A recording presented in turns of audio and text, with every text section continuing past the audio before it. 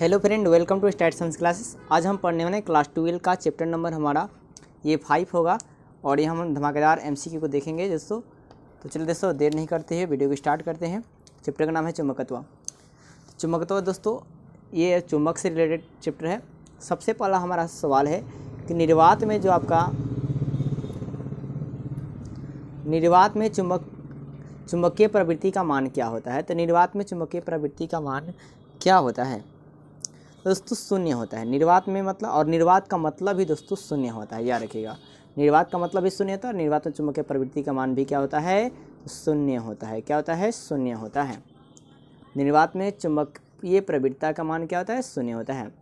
चुंबकशीलता का जो सिंबल है वो म्यू नॉट है और इससे निम्नलिखित में संबंध कौन सा है? तो चुंबकशीलता का जो फॉर्मूला होता है वो म्यू नॉट बराबर B/H होता है।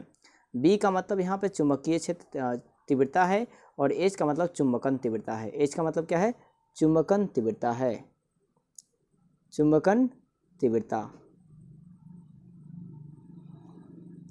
ठीक है। चुंबकीय यामियोत्तर में पार्श्विक चुंबकीय क्षेत्र B का नमन कोण अगर डेल्टा है और वेक्टर B के क्षैतिज घटक BH है तो B का ऊर्ध्वाधर घटक VB हो तो निम्नलिखित कौन सा होगा? ठीक है दोस्तों, तो वहाँ पर आपका होगा VB cos थीटा। क्या होगा दोस्तों? VB cos थीटा होगा, यानी आंसर नंबर B होगा। अब है दोस्तों कि लोहा कैसा है? लोह पदार्थ जो है ये कैसा है? अनुचुंबकीय, प्राकृतिक चुंबकीय, कैसा है? तो जो लोहे होते हैं वो याद रखिएगा, वो आपके लोह चुंबकीय होते हैं। लोहा क्या होते हैं? लोह चुंबकीय। और इसके अलावा लोहा के अलावा और कौन लोह चुंबकीय होता है? तो याद रखिएगा ट्रिकफेकोनी। अब फेकोनी ट्रिक में आप क्या याद रखेंगे? तो फे मतलब है फेरस, को मतलब है कोबाल्ट और एनआई मतलब निकल। ये क्या है? तो लोह चुंबकीय पदार्थ हैं। फिर प्लांक स्थिरांक का बीमा क्या होता है? तो प्लांक स्थिरांक का मैं बता दूँ, सिंबल जो है दोस्तों H होता है। प्लांक स्थिरांक का सिंबल क्या होता है? H होता है। और आपसे पूछ रहा है कि इसका बीमा बताइए, मतलब डायमेंशन को बताइए। तो प्लांक स्थिरांक का बीमा होता है ml² T⁻⁻1। क्या होता है? ml² T⁻⁻1। अब इसका मात्रक देखेंगे तो ये मास है, तो मास का मात्रक क्या होगा दोस्तों? kg। ठीक है। और फिर आपका देखिए L² है, मतलब क्या? Meter square. और पट यहाँ पे T है तो ये क्या होगा? प्रति सेकंड। मतलब आपने यहाँ पे मात्रक भी निकाल दिया। क्या निकाल दिया? कि प्लांक नियतांक का मात्रक क्या होता है? kg मीटर स्क्वायर प्रति सेकंड होता है। ठीक है, kg मीटर स्क्वायर प्रति सेकंड होता है। और इस मात्रक से आप चाहेंगे कि इसका फार्मूला ऑर्गेनाइज करने के लिए तो आप कर सकते हैं। kg किसका मात्रक होता है दोस्तों? द्रव्यमान का होता है। किसका होता है? द्रव्यमान का होता है, मास का। ठीक है। फिर यहाँ पर मीटर स्क्वायर है, तो ये दोस्तों ये किसके लिए? मीटर स्क्वायर किसका फार्मूला होगा? एरिया का। और पर लग गया है दोस्तों, तो वहाँ पर आपका क्या होगा? बट्टा लग जाएगा। और ये क्या है दोस्तों? टाइम। तो यहाँ पर आपके लिए प्लांक स्थिरांक के लिए फार्मूला क्रिएट हो गया। क्या हो गया? m × a/t। फिर तो यदि किसी डेल्टा जगह के मान नमन कोण जो है tan डेल्टा है तो व्यंजक क्या होगा? तो tan डेल्टा का आप यहाँ से नमन कोण का मान पूछ रहा है कि tan डेल्टा का मान क्या होता है? तो tan डेल्टा का जो मान है दोस्तों वो होता है VB/BH। क्या दोस्तों? VB/BH। यहाँ VB क्या है? तो चुंबकीय क्षेत्र का ऊर्ध्वाधर घटक। ये वर्टिकल V4 वर्टिकल होता है। V4 क्या होता है?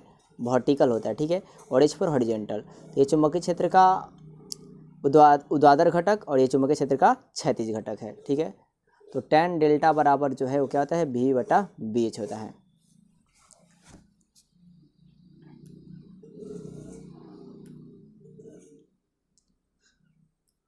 नेक्स्ट सवाल है दोस्तों कि चुंबकीय ज्यामिति लंबाई में डेल्टा L आपका इन्फिनिटी है तो चुंबकीय लंबाई जो है Lm से है, तो संबंध क्या होगा? तो इनमें आपका संबंध दोस्तों क्या होता है? ये आपसे पूछा जा रहा है। तो वो जो आपका संबंध होता है Lm बराबर होता है 5/6 × L इन्फिनिटी होता है दोस्तों। क्या होता है? L infinity.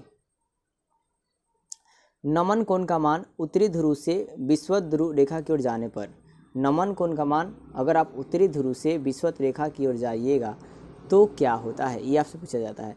तो घटता है। नमन कोण से आप उत्तरी ध्रुव से क्या होगा? देखिए क्यों? क्योंकि ध्रुव पर क्या होता है? सबसे ज़्यादा होता है। अब विषुवत रेखा पर जाएंगे तो क्या होगा? घटेगा दोस्तों। क्या होगा? घटेगा। अब विषुवत रेखा पर जाकर आहिस्ते आहिस्ते एकदम लो हो जाता है। फिर विषुवत रेखा पर नमन कोण का मान क्या है, पूछा हुआ है दोस्तों। विषुवत रेखा पर नमन कोण का मान क्या होता है, तो 0 होता है। मैंने बताया कि विषुवत रेखा क्या दोस्तों, 0 हो जाता है, कम होता है।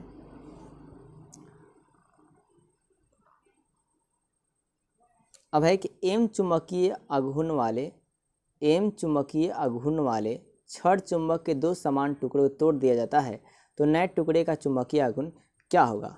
तो आपने उसको क्या किया दोस्तों कि उसे 2 भागों में तोड़ दिया है। तो जब तोड़ेंगे तो मान लीजिए कोई एम चुंबक है और 2 भागों में बांटिएगा तो उसका लंबाई क्या हो जाएगा, आधा हो जाएगा। जैसे मान लीजिए रड इतना लंबा है, अब इसे खींचिएगा, लंबाइएगा, 2 भागों में तोड़िएगा तो क्या हो जाएगा, m/2, मतलब आधा हो जाएगा। तो क्या हो दोस्तों, m/2 हो जाएगा। निकेल दोस्तों क्या है, तो मैंने आपको अभी बताया दोस्तों कि फेकोनी जो रहेगा वो क्या होता है, तो लोह चुंबकीय पदार्थ होता है। फेकोनी ट्रिक से आप याद रखेंगे, फेरस, कोबाल्ट, निकेल, ये तीनों क्या होते हैं दोस्तों, तो लोह चुंबकीय होते हैं। निम्नलिखित में से कौन से पदार्थ की प्रवृत्ति बाह्य चुंबकीय क्षेत्र में मजबूत और चुंबकीय क्षेत्र से कमजोर चुंबकीय क्षेत्र की ओर जाने की ओर होती है। तो बाह्य चुंबकीय क्षेत्र में मजबूत चुंबकीय क्षेत्र से कमजोर चुंबकीय क्षेत्र की ओर जाने की प्रवृत्ति को हम लोग क्या करते हैं, मतलब स्ट्रॉन्ग से वीक की तरफ। बस एक ही लाइन याद रखना है कि जो चुंबकीय क्षेत्र है वो स्ट्रॉन्ग से कहाँ जा रहा है, वीक जा रहा है। तो वैसे चीज़ों को हम लोग क्या कहते हैं, तो वो जो दोस्तों प्रतिचुंबकीय पदार्थ कहलाता है। प्रतिचुंबकीय दोस्तों क्या होता है कि इसमें चुंबकीय क्षेत्र जो है, मजबूत चुंबकीय क्षेत्र कमजोर चुंबकीय की ओर जाती है। अब प्रतिचुंबकीय पदार्थ वैसे पदार्थ को कहते हैं जो लोह पदार्थों को प्रतिकर्षित करते हैं।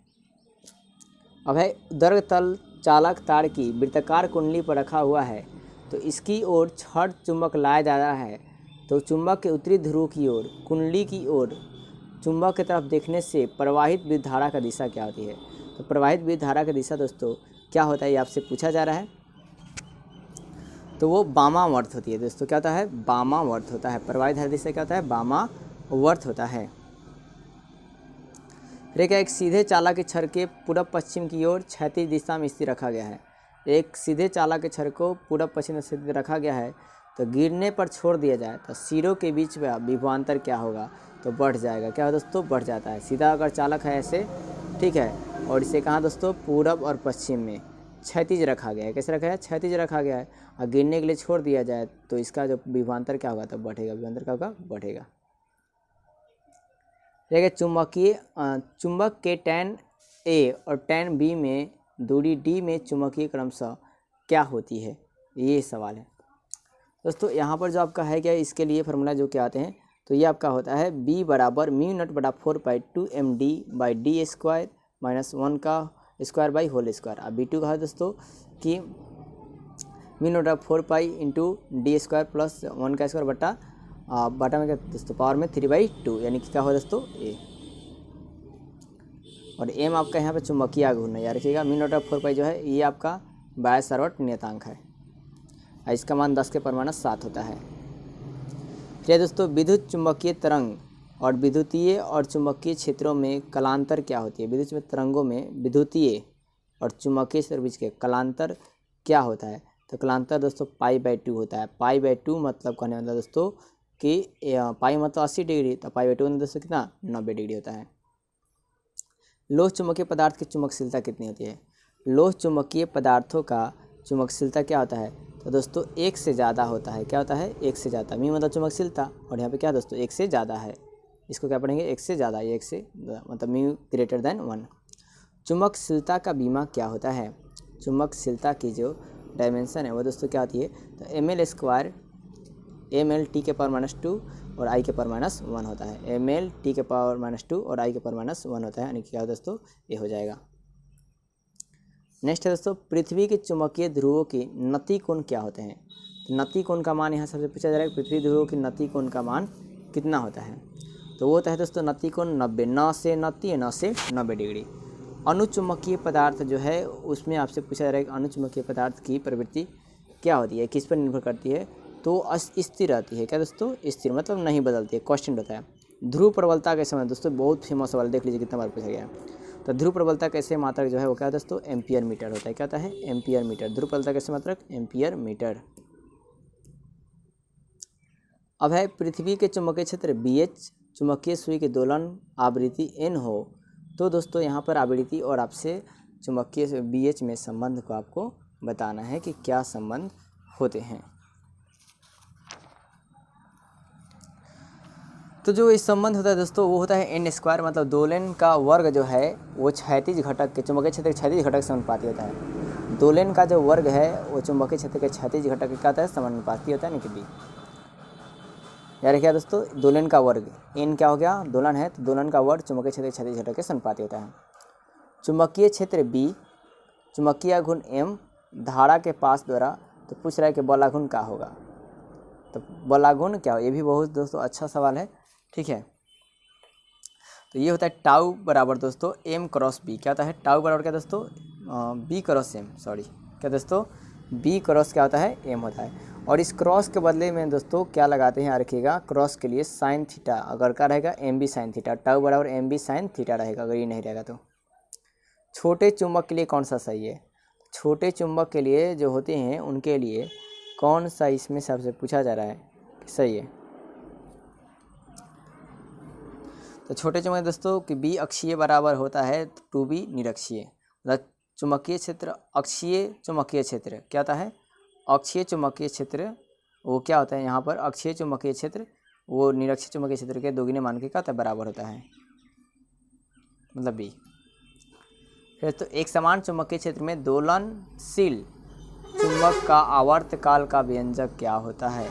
दोलनशील आवर्तकाल के व्यंजक क्या होते हैं, तो वो होते हैं दोस्तों टी बराबर 2 pi root under I by M B H. तो यहाँ पे 2 पाई एक तो क्वेश्चन राशि हो गया, और आई आपका वो धारा हो गई, और एम क्या है चुंबकीय घूर्ण, और बी एच क्या है दोस्तों, तो बी एच आपका है चुंबकीय क्षेत्र का क्षैतिज घटक। टैंजेंट नियम के लिए क्या सही है, तो टैंजेंट नियम के लिए जो आपको यहाँ पूछा रहा है दोस्तों, तो टैंजेंट नियम के लिए सोचा आपको बता दूं कि टैंजेंट नियम के अनुसार क्या होता है कि चुंबकीय क्षेत्र किसी भी क्षेत्र का, किसी चुंबकीय क्षेत्र जो होता है वो क्षैतिज चुंबकीय क्षेत्र के स्पर्शज्या के कोण के बराबर होता है। यानी कि दोस्तों है क्या कि देखिए ये बी हो जाएगा।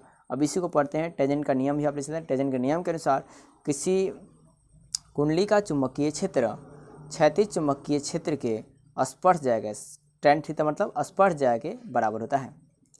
फिर दोस्तों कि गैल्वेनो नियतांक के लिए क्या सही है, तो गैल्वेनो नियतांक के लिए आपसे पूछा जा रहा है कि क्या सही है। तो गैल्वेनो नियतांक के लिए जो सब फार्मूला सही होता है वो होता है C by N A B. C by दोस्तों क्या होता है, एन ए बी होता है।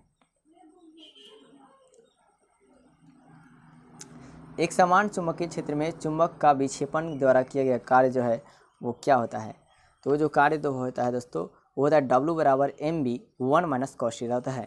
W बराबर दोस्तों क्या होगा, M B 1 minus cos theta होते हैं। फिर धारावाहिक कुंडली का चुंबकीय घूर्ण क्या होता है, धारावाहिक कुंडली का चुंबकीय घूर्ण क्या होता है, तो धारावाहिक कुंडली का चुंबकीय घूर्ण होता है आपका vector M N I vector A होता है दोस्तों, यानी क्या होगा दोस्तों सी। निम्नलिखित में कौन सा संबंध सही है, ये आपसे पूछा जा रहा है। तो निम्नलिखित में आपको बताना है कि कौन से संबंध जो हैं सही हैं। तो वो आपका है दोस्तों बी स्क्वायर बराबर है बी बी का स्क्वायर माइनस बी एच का स्क्वायर। ये संबंध क्या दोस्तों सही है।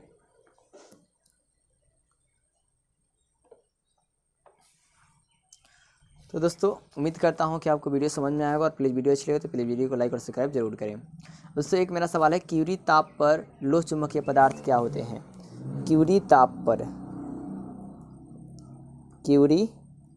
ताप पर जो लोह चुंबकीय पदार्थ होते हैं वो क्या होते हैं, लोह चुंबकीय पदार्थ होते हैं वो क्या होते हैं, ये आप कमेंट करके बताएं।